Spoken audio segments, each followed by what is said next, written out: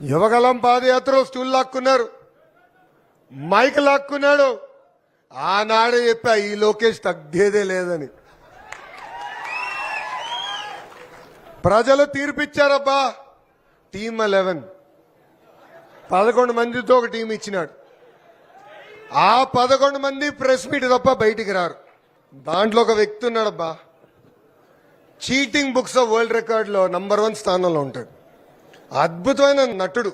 పవనంతో సినిమాల్లో యాక్ట్ చేస్తే Oscar award వస్తుంది ఈ వ్యక్తికి. సొంత చెల్లిని మెడబట్టి బయటికి గంటేశాడబ్బా.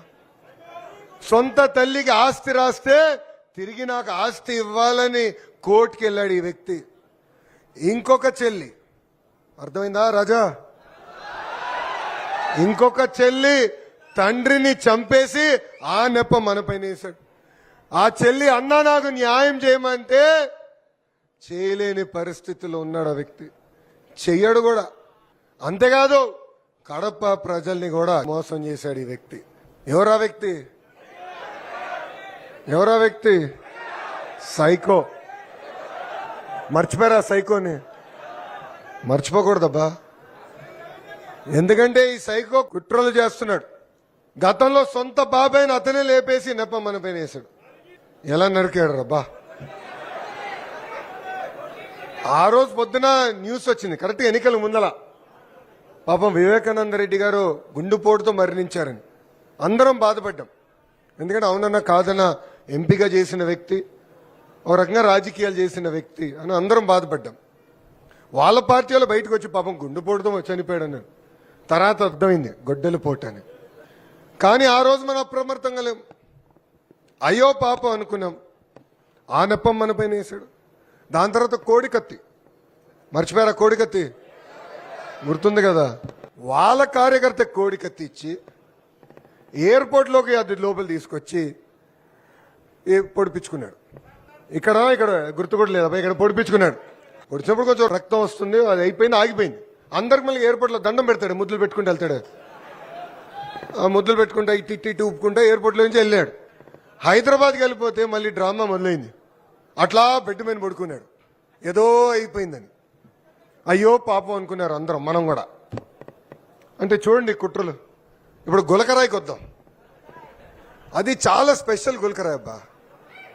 ఎందుకంటానంటే ఆ బస్ పైన జగన్మోహన్ రెడ్డి అనే వ్యక్తి నుంచున్నాడు, మాట్లాడుతున్నాడు. దాని పక్కన ఇంకొక వ్యక్తి ఉన్నాడు, వెల్లంపల్లి శ్రీనివాస్. ఆ గులకరాయి ఎంత స్పెషల్ అంటే వచ్చి జగన్మోహన్ రెడ్డి గారు తగిలిందంట, దాని తర్వాత ఇటు నుంచి ఎగిరి వెళ్ళి వెల్లంపల్లికి తగిలిందంట. ఆ గులకరాయి ఎంత స్పెషల్ అంటే వెల్లంపల్లి ఒకరోజు ఈ కన్ను పైన ప్యాచ్ చేసుకున్నాడు, మరుసటి రోజు ఈ కన్ను పైన ప్యాచ్ చేసుకున్నాడు. అందుకే చెప్పారు భయ్, ఆస్కర్ కాకపోతే కనీసం భాస్కర్ అవార్డులు ఇవ్వచ్చు భయ్ అందరికి. డ్రామా మామూలు కాదు వీళ్ళు. అందుకే కుట్రలు చేస్తున్నారు. మొన్న కడప పట్టణంలో కూడా జరిగింది అదే కుట్ర. మతాల మధ్య చిచ్చు పెట్టి రాజకీయ లబ్ధి పొందాలనుకున్నారు. ఆ రప్పరప్ప బ్యాచ్కి చెప్తున్నా, ఎవడిని వదిలిపెట్టాం. తప్పు చేస్తే తోలు తీసే బాధ్యత ఎన్డీఏ ప్రభుత్వాన్ని. పాదయాత్రలో కార్యకర్తలతో నడిచా. మీరందరూ నన్ను ఒకటే అడిగారు, అన్నా కష్టపడిన కార్యకర్తలు గుర్తించాలి, కార్యకర్తని అధినేతగా మీరు ప్రకటించాలని చెప్పారు. అందుకే మన జరిగిన మహానాడులో కార్యకర్తనే మా అధినేత అని చెప్తాం జరిగింది. కేవలం చెప్తే కాదు, ఈరోజు ఒక మండల్ పార్టీ అధ్యక్షురాలు పాలిట్ బ్యూరోలో కూర్చుంటున్నారు. ఒక క్లస్టర్ ఇన్ఛార్జ్ ఏకంగా పాలిట్ బ్యూరో కూడా తీసుకెళ్లిన వ్యక్తి మన నాయకుడు చంద్రబాబు నాయుడు గారు. నేను నమ్మేది ఒకటే, కార్యకర్తల్ని.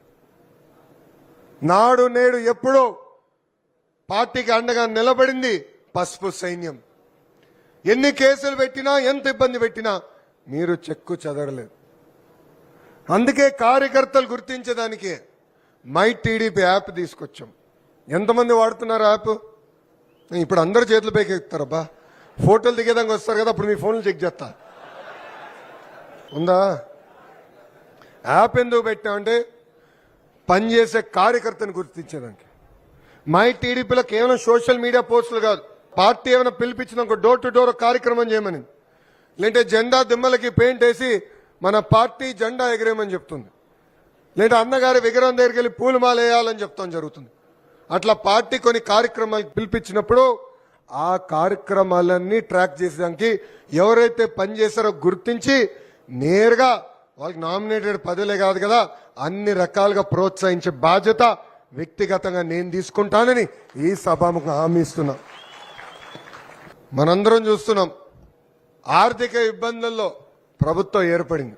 మనం ఆనాడు బాబు సూపర్ 6 లో హామీలు ఇచ్చాం. 3,000 రూపాయలు పెన్షన్ ఒకేసారి 4,000 రూపాయలు చేస్తున్నాం. వృద్ధులకి 4,000 రూపాయలు, వికలాంగులకు 6,000 రూపాయలు, బెడ్కే పరిమితం అవుతే 15,000 రూపాయలు ఇస్తున్న ఏకైక ప్రభుత్వం ఒక ఎన్డీఏ ప్రభుత్వం. స్త్రీ శక్తి కింద మహిళలకు ఉచితంగా బస్సు ప్రయాణించే హక్కు కల్పిస్తాం. ఏమ్మా తల్లి, ఫ్రీగా తిరుగుతున్నారు కదా. మళ్ళీ దీపం పథకం ద్వారా ప్రతి ఏడా ఉచితంగా 3 గ్యాస్ సిలిండర్లు అందజేస్తున్నాం. తల్లికి వందనం కింద ఎంతమంది బిడ్డలు ఇంట్లో ఉంటే అంతమంది బిడ్డలకి ప్రతి ఏడా 15,000 రూపాయలు ఇస్తామన్నాం. ఇచ్చి చూపించిన ఏకైక ప్రభుత్వం మన ఎన్డీఏ ప్రభుత్వం. మత్స్యకారుల సేవతో వాళ్ళకి డబ్బులు ఇస్తున్నాం. చేనేత సోదరులకి ఈరోజు 200 రూపాయలు ఉచిత కరెంటు కూడా మనం అందజేస్తాం జరుగుతుంది. ఇంకా మెగా డిఎస్సి ద్వారా 16,000 ఉపాధ్యాయుల పోస్టులు భర్తీ చేశాం. 6,000 పోలీస్ పోస్టులు భర్తీ చేశాం. ఆనాడు యువగలంలో నేను హామీ ఇచ్చానే, ప్రతి ఏడా జాబ్ క్యాలెండర్లని 10,000 ఉద్యోగాలతో సింగిల్ జాబ్ క్యాలెండర్ విడుదల చేసింది కూడా మన ఎన్డీఏ ప్రభుత్వం. ఇవన్నీ మీకు ఎందుకు చెప్తున్నానంటే, అధికారులకు వచ్చిన తర్వాత మనం కొంచెం రిలాక్స్ అవుతామండి. చేసే పనులు మనం చెప్పుకోం. మనలో చైతన్యం రావాలి. మనం ఒక పెద్ద కుటుంబం. నేను ఎన్నో మాటలు చెప్పా. ఆనాడు ప్రతిపక్ష పార్టీతో ఎంత పోరాడానో దానికన్నా 3 రెట్లు ఎక్కువ తెలుగుదేశం పార్టీలో నేను పోరాడా. పార్టీలో రావాల్సిన సంస్కరణల కోసం నేను పోరాడా. జిల్లా వ్యవస్థ నుంచి పార్లమెంట్ వ్యవస్థ తీసుకురావాలని పోరాడా. 2 సంవత్సరాలు పట్టింది సంస్కరణలు తీసుకొచ్చేదని. కానీ ఏనాడు బయటకు వచ్చి నేను మాట్లాడలా. ఏమున్నా 4 గోడల మధ్యన మాట్లాడా. అధ్యక్షుల వారితో చర్చించా, పాలిట్ బ్యూరోతో పోరాడా. నమ్మకున్న సిద్ధాంతం సాధించే వరకు నేను వదిలిపెట్టలేదు.